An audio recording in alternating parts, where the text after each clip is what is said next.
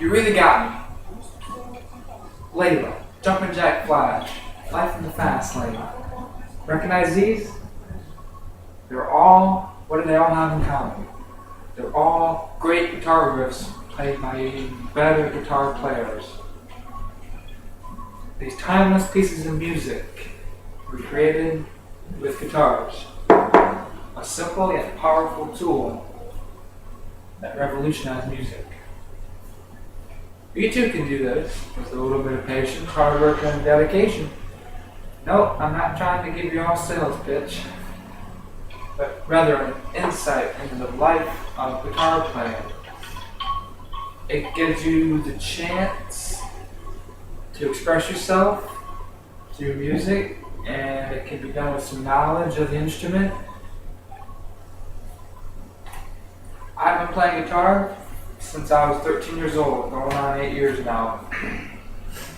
I've taken private lessons with seasoned professionals, and I have taken guitar classes throughout high school.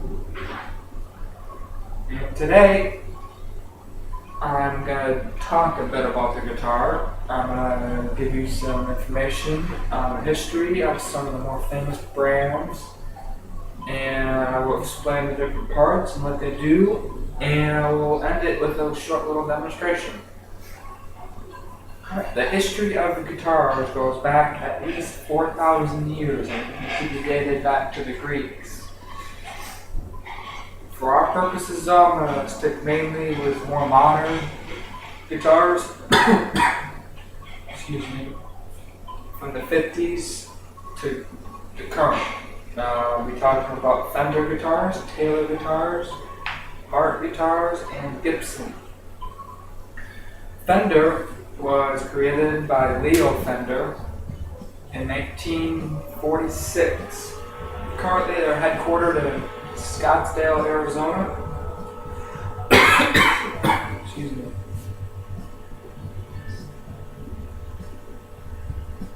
Gibson was created by Orville Gibson in 1896 in Kalamazoo, Michigan, and currently they're headquartered in Nashville, Tennessee. Taylor was created in 1974 by Bob Taylor, and currently they're headquartered in El Cajon, California. And it's actually a factory I've been to. I visited there 2 summers ago. And Martin was founded in 1933 in Nazareth, Pennsylvania by a gentleman named Christian Frederick Martin.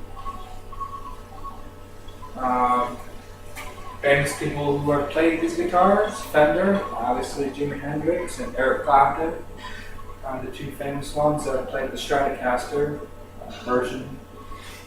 Gibson, obviously Les Paul, who Gibson actually has the guitar named after now, the Les Paul, and Jimmy Page is a frequent user of Gibson guitars. Taylor, I'll see Jack Johnson playing Taylor's a lot. Dave Matthews pretty much sticks to Taylor's and that's it. And Martin, pretty much everybody plays the Martin every now and again, but I notice Keith Richards plays Martin acoustic guitars a lot of times. Now that you guys have some knowledge about some of the history of guitars, where they were founded, where they're based, and who plays them, I'm going to bring my own guitar in the mix here and share some info about it. This is a Taylor 200 series, acoustic electric. You can plug it in to an amp if you were so inclined to. I've owned Gibsons and Fenders, but this is the only guitar I have currently, my Taylor.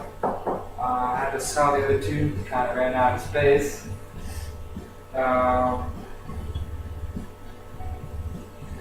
In the next few minutes, I'll give you some information on the different parts of the guitar, and I'll close off with a short demonstration. My first guitar I ever strung, I was in a Meijer grocery store. I think I was about 12 and a half at the time. And it was just a cheap little $100 one. I went over, simply strummed it, and I loved the sound of it. I thought, I have to have one of these. So, not a very long time after that, I went down to the Guitar Center and bought a Gibson Epiphone acoustic guitar for $150. First guitar, I had it for about 4 years. Ended up selling it 2 years ago before I traveled. Alright, a couple different parts on the guitar. Obviously this is a headstock with the tuner pegs. I keep the strings in tune. This is a fretboard right here with the frets. Strings obviously, self-explanatory there.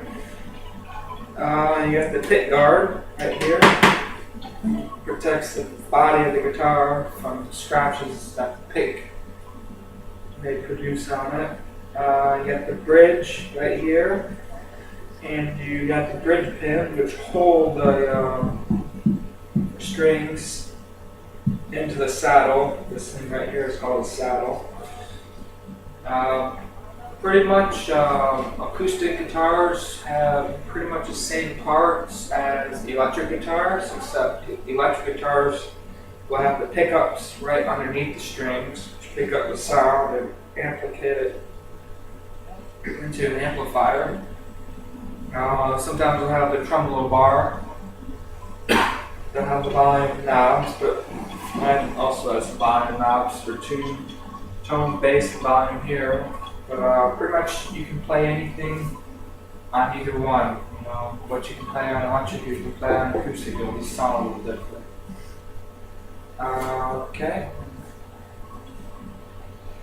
Well, I'm going to show you a couple chords, a couple simple chords. Everybody learns when they first start playing. You got the E, you got the D, the A, the G. Pretty much start with the open chords when you first start playing, and then you start getting into the bars. Yeah, and a couple chords.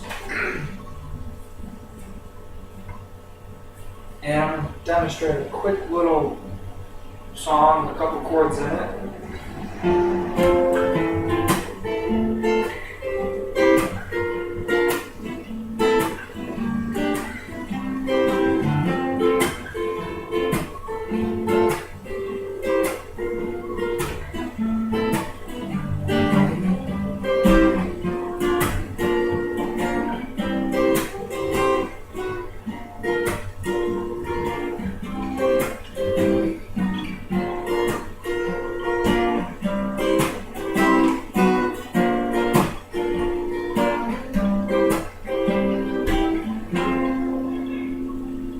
A couple chords along there.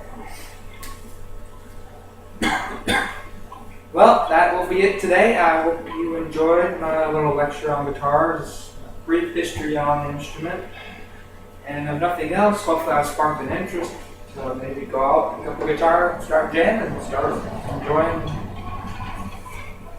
enjoying some music. So, if Ray Davies can write "You Really Got Me," and Eric Clapton can write "Layla," two great songs. And what's stopping you from going out and writing the next rock record?